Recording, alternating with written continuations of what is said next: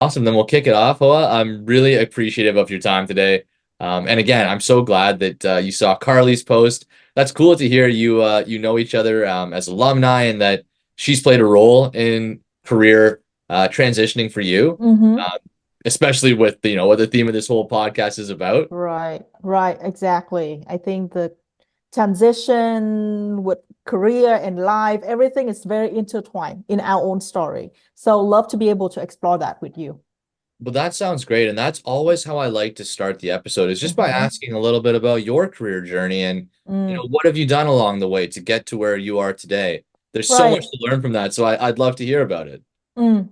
So my journey started in the United States. So in my story, you will hear that I was an international student in the United States, and I recently just now moved to Canada. So my story started out as an international student in 2010. So it was a long time ago.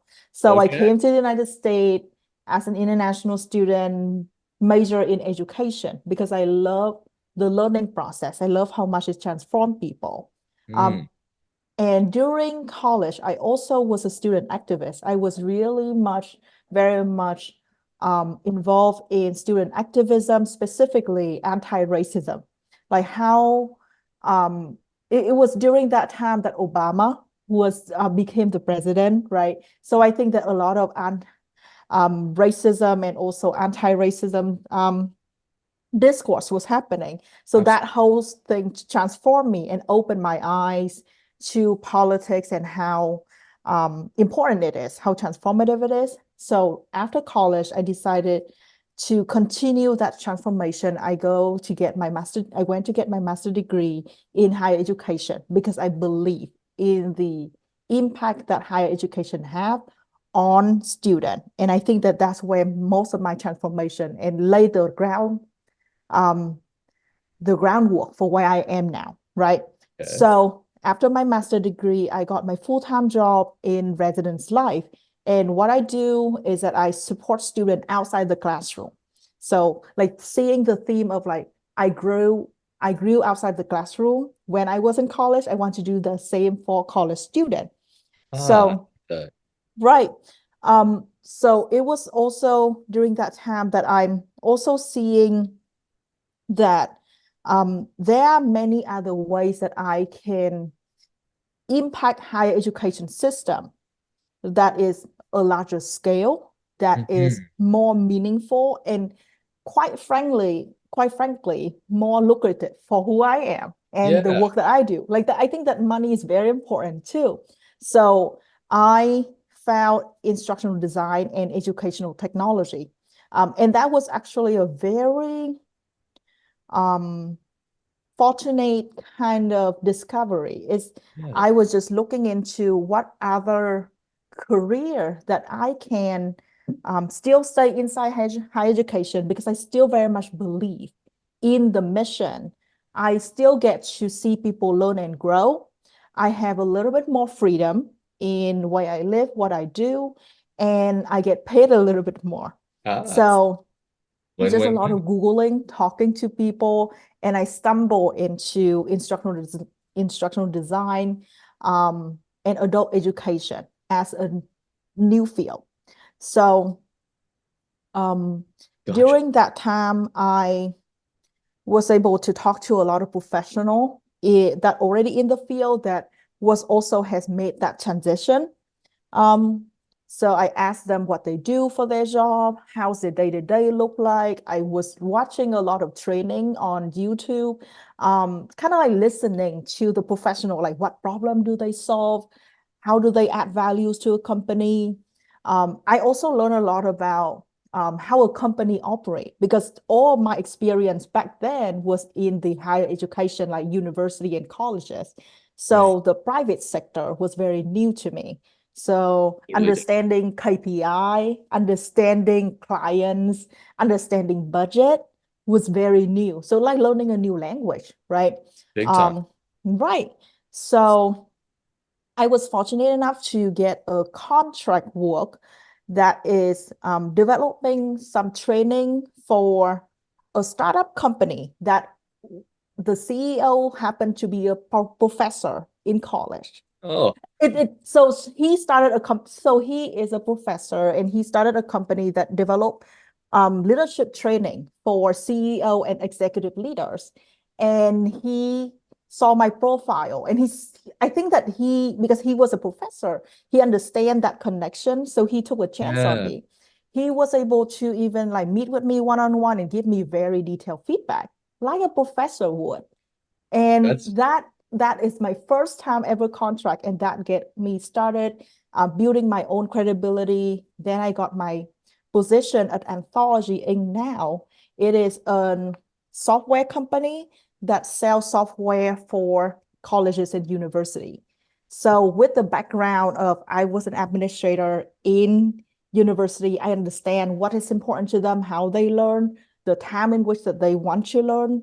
Then I am now creating education content for our clients. So I help our clients learn our software better. okay. So that is the whole story of how I get to where I am now. Wow. And it's always interesting to kind of hear what leads, from one thing to another and how, Right, yeah, some of these early things come back around, right? right. How And you never know how these things connect, like these dots. Exactly. exactly. And that's something I think is important to keep reminding students and job seekers that A these hundred things you percent. do early on, you might not do them forever, but there's something Mm-hmm. learn from it, kind of like what happened with you, and your kind of ability to take what you learned from higher education and apply it to the corporate Right. sector, which is different, but there's some overlap. Right. Right. I think it's more of for job seeker, you have to I say this often to a lot of people who are hoping to make the same transition that I did, was that sometimes I think that you both overestimate and underestimate the transferable skill that you have when it comes to your own career journey. I think that the overestimation, an example is people think that when they are in higher education, because you have to wear multiple hats, they think that they can do all the things.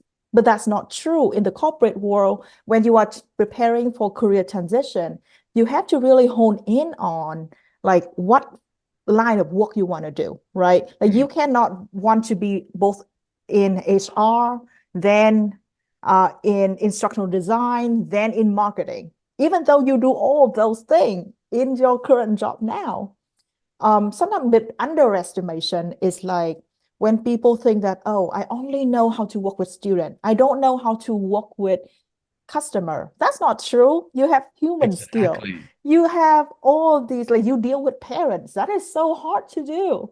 So that balance, like you have to get it just right. 100%. I'm so glad you said that because I do Mm-hmm. think people can downplay the transferable skills they have just because they haven't used them in a different environment yet, Right, but right. they're very valuable. Mm-hmm. So a question I have actually that I haven't had a chance to ask before is, we've talked a lot about the different sort of industries and roles that students can explore, but startups are something that I think a lot of students are interested in, but Yeah. aren't, familiar with. And Mm. it's like higher education has one sort of business structure, corporations have another, and startups have something totally different Very going on. different. Yeah. Yeah, what was your experience like working at a startup? My experience is very much like you roll up your sleeve. Like you willing to do all the things. You are curious to ask question. I think that startup,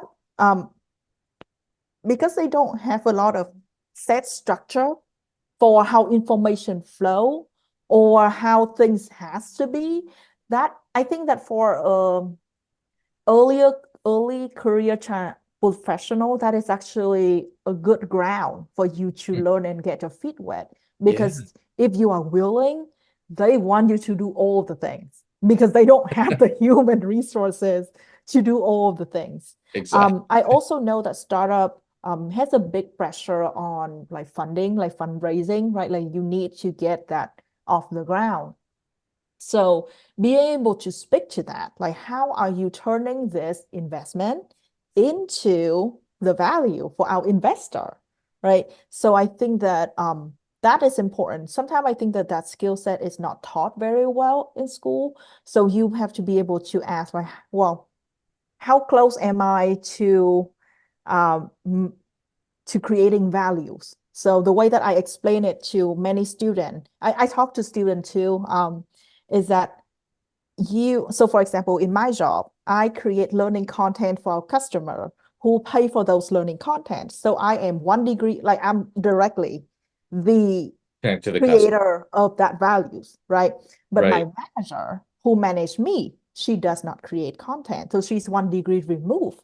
So like the higher up that is, the more far away you are from the money maker. Let's think about it that way. Then I think that um being able to see business in that lens really help and see where you are in an organization. Um, I I think that I was never taught that when I was in school, and I wanted to tell people that like that is how you want to do. Yeah, to understand that structure. And I guess you get to see that much more up close in a startup because you might be Exactly. working with the CEO, Yeah. whereas, at a large corporation, it's pretty It's difficult. very much removed. Yeah, yeah. In a startup, like it's just more close, tight knit. Like as I was saying, like I was like the professor that was working with me in the startup, he was a CEO. So his time is Oh, also very valuable. So I want to make sure that our meeting is meaningful. Like we cannot just say all of the things randomly. Like I yeah. have to come with an agenda. How am I, maybe a problem, I have problem, but how am I solving that problem? I am my manager now, she's more like she allowed me to take a little bit more time to explore things. But I think when I was in a startup, like it has to be very on point. Yeah. Yes. Mm-hmm. That sounds very familiar. I know what you mean by that. And that takes Mm-hmm. time to learn. So I think for Right. students listening to this episode that have been curious about what it's like to work at a startup, it's very exciting, but I agree with you. It's a lot of wearing different hats, and that Mm-hmm. sounds exciting. It's a great place to learn Right. from all these different experiences. So All of these different, it can be kind of chaotic. So you yeah, have to be okay with um the uncertainty and also fast pace. And also you might be doing jobs that doesn't have a name. Like it probably is not in your title that you are solving, like you are organizing information on an Excel, but it has to get done by somebody, yes, and it will have to get done. And I mean, it will be something that you get to show in your resume in the future. But like in a startup, I think that just being okay with uncertainty, being okay with asking question, and work with um, opacity, I would say. Yeah. I definitely agree with that. But to Mm. your point, this is that chance to try so many different things, kind of see what works for you. So, not for everyone, but really a great place to learn. I definitely agree with That I agree. I yeah. actually love the pipeline. I call it the pipeline from startup to corporate is when you get to learn so much. Like for me, the pipeline was like higher education, startup, and corporate. But I think that pipeline from startup to corporate, you get to learn so many things, you see many things, your exposure. Let's think about the exposure. Yeah. Then you understand a little bit of it. Then you get to like specialize. And I think that is actually very important. Like when you are young, you don't know what you don't know. You need to be exposed to all of these things. Corporate sometimes it does feel a little bit silo. Like Yes. my company is a global company, so that sometimes I'm like, wait, we have that department? I don't remember that. I don't know what Met they those do. people yet, Yeah, right. exactly. Yeah. Yeah, it's just different. It's a totally different Mhm. world. And I think it's a good reminder that, you know, there's time to explore all of them, right? There's time to explore higher education, Right. corporate, Mm-hmm. nonprofits, startups, starting your own business. So not even just Oh working for a yeah. startup, but Mm-hmm. there's so many different ways to do things. And it was interesting how you talked about helping students kind of discover themselves outside of the classroom. Because that's Right. what I think a lot of these opportunities are about. And, they can be Mm. um, things that happen while you're in school or after school. But Right. what were some of the things that you suggested to students, or how did you help them do a bit of that discovery? Mm. So I think that for student, it's really dependent on the field that they wanted to go in, right? I actually think that students should be more open to um like volunteer work or work that is like they have to create their own opportunity, right? So what do I mean by that? So I have students who want to go into marketing, like want to be a brand manager. I'm like, okay, so what does that mean? Like, how are you, like, show me what you can do. Like, what is your portfolio of work? And she has none. And she's like, oh, I went to these class. I'm like, but that's not your portfolio of work, right? Yeah. Like in your resume, your education is like 4 lines. Like you have your school, your GPA, maybe 2 or 3 lines of what classes you taken, but the rest is a full page. Where do I see the beautiful brand package that you create, the logo that you create, a poster for or a film or like an ad? So I think that will and my student come back to me and say, well, but then like, do I just go and create an ad for Google? I'm like, no, go to your local businesses. They probably need an ad for, or they need to redo their sign. Ask them if you can do that for them. I think that I even do that for say that to a lot of people transitioning in the middle of their career. Like Yeah. reach out to your connection, say what they need, and then maybe say that I can do this work for free for you. And the trade-off is that I get to do to put that work on my portfolio. It's very important because now I work in a corporation. A lot of my work is trade secret. Like I cannot put it publicly anywhere, Ah, right? So it cannot go on my portfolio, right? right. So I think that it's important for student or like if they are in an organization, a club, you probably will need to promote your club. Put that work on your portfolio, very important. So has a portfolio of work for students that are computer science, you probably will need to code a lot. So get a GitHub page going, right? I'm sure that there are also a lot of competition that will I Tons. right? Like you can um compete on those competitions to one, get your coding skill up and also show out that oh, I have my skill proven and tested through all of these venue and channel. I think that is so important these days when everybody's basically have a bachelor degree, many have a master degree. How are you going to show that you can deliver result? I'm glad you talked about having a portfolio because I do think that is what's helping students or mid-career professionals stand out. Mm-hmm. And it should almost be exciting to put together, I think, because It you're kind of is. doing something that you like. And I've had, applicants apply for jobs at our company in stage, Mm-hmm. and they have portfolios or websites, and you get to Right. see what Much they've more done. credible. Right. Yeah, these passion projects. Mm-hmm. An, a story that I have for my job, I applied 2 years ago and we have two position open. And within 3 days, we have 1,000 people that apply. Wow. How and and since then we have hired um two more people and my supervisor said that the reason why these people got selected because in me included was that we have a portfolio. The recruiter don't have time to sift through 1,000 resume, like read closely, like they have to see they have skill set that they need to evaluate very quickly. So it's not like like the robot like behind the ATS screening people out. It's just that sometimes you just don't have a portfolio for people to believe that you have the skill that you say you do. Yeah, that's Yeah. such a helpful story. Yeah. Um, and there are the results, right? Having that Mm-hmm. portfolio. it's a little extra work to put together, but if you It do it while you're doing early. work, Yep. Do it exactly. early when so you it's not like, oh, I have this job. I have to apply for it in 2 days because it's gonna close. Like, and I have to put up my portfolio. That's not gonna work. Job searching is a long game, right? We talk about building LinkedIn, right? In college, I tell my student, please have your LinkedIn ready when you are in a sophomore, junior in college. So you don't go into the job market with 3 connections.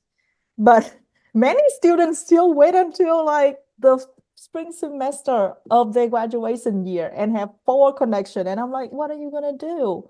And then Yeah. they hate making connections. They hate networking because they feel like, oh, I am like scamming people and I'm like, I don't have anything to offer. I'm asking for favor. But I'm like, well, but if you build connection in a long run, then it's more about relationship. It's no longer about, oh, I need a job from you, right?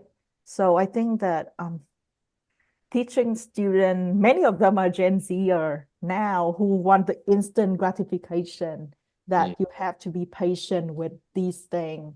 It's a little bit difficult sometimes. Yeah. But it's what you were saying earlier too. You know, if you start early and you're reaching out to people on LinkedIn and you're saying, "Hey, I'm in marketing. I'm hoping to be a marketing manager one day. I noticed you have this logo. Could I send you Right. some designs?" Right? Right. You're not really asking for a job. You're just sort of you're building that network, Right. giving yourself a chance to try some of these things. Like I think that's a Mm-hmm. great idea, Hoa. And Yeah. I would like what you've made me think of is I've had people reach out like that to me, and Mm-hmm. I've said sure, you know, they've asked for advice, Right. but sometimes they don't follow up after that. So I'll say sure, I agree. you That know, like happens too. yeah, Mm-hmm. and I'm just thinking, you know, if you are out there, you're almost burning a bit of a bridge if you don't see it through. Yeah. So if you're gonna ask for help and advice, you just reminded me of it. I had someone reach out the other day and ask for feedback on a speech they're Mm, preparing. I said, mm. sure, send me a video, and I never got the video.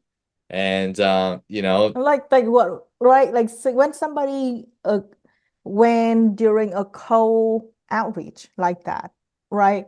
And somebody respond to you, that is gold, right?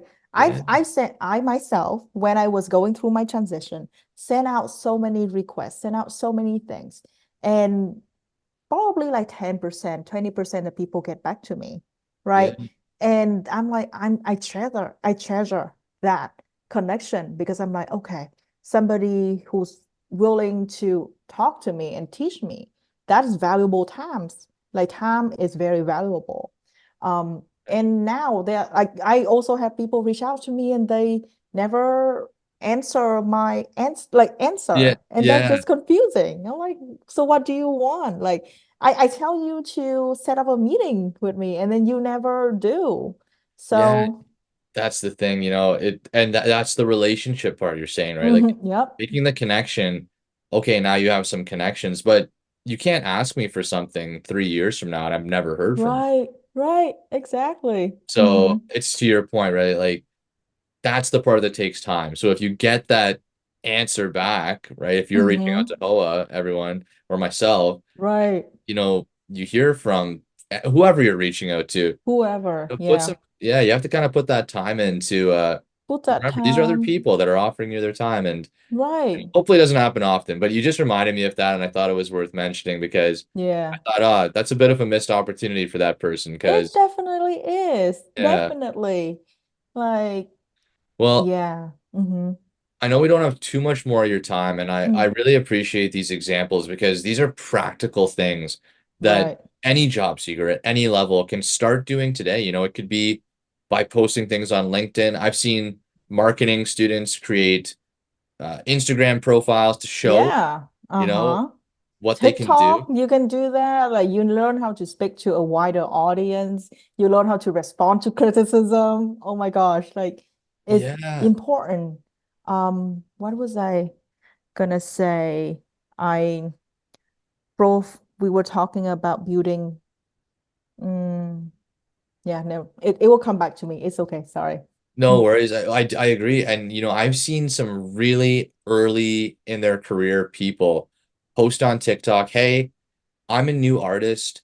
Mm, I want to make commercials, right. just getting started. Let us know if you'd like to see our work. And they have Mm-hmm. exploded. Um, Right. just by putting themselves out there. And it doesn't happen Right. every time, but Not um, every time, there's but no then you need to take downside. that Yeah. risk. You need like in career transition in anything, you have to take that risk because what do you have to lose? Truly. Like maybe your Yeah, ego so might much be to hurt a learn. little bit. Maybe Yes, like people for sure. will Well, ghost you, people will give you bad feedback, but then so what? exactly. And I think, if I had to guess, and I hope people comment on this one to let us know, what's holding you back? Why aren't you putting your Truly, portfolio what is your together? fear? Yeah, Yeah. Are you worried about not getting paid? Are you worried about people taking your ideas? What is it? Because I think we could speak to that and hopefully they'll come back, Hoa, because right. I'm from the startup world and I remember thinking early on, I don't want to tell people my ideas. I don't want them to steal them. Mm-hmm. But I've come to learn it's not really the case. It's not really how things happen. The Right. work it takes to actually see something through and Oh my gosh. build Yeah. relationships, Mm-hmm. you don't have to worry as much about those things. So I'm curious what it is. Maybe it's that, maybe it's something else, but let us know. Yeah. I actually something that I recently learned that would soften the awkwardness of co-connection or so like we've been in the field in the job market for a while. So we will have people that we haven't talked to in a while, right? Like you will have connection colleagues from like 2, 3 years back, and Yes. maybe you want to get back, like reach out to them, and you don't want to sound awkward, or you have friends from college, right? Now it's too weird because I never talked to them in a while. So I true. learned, right? I Yes. learned that the best way to reconnect with them is, for me, has been that, oh, I'm asking them for somebody else. So an example, I recently got connected with a student who want to learn about how can they be an educator but still travel. And I Oh, know somebody who in my connection that is doing exactly that. But I haven't talked to them in 10 years because they was like way back when. But oh, then I'm like, I'm not asking for me, I'm asking for somebody else. So I am going to connect with this person and say that, hey, I noticed like I still see your like I still keep up with some of your career development. I see that you're doing all these exciting things.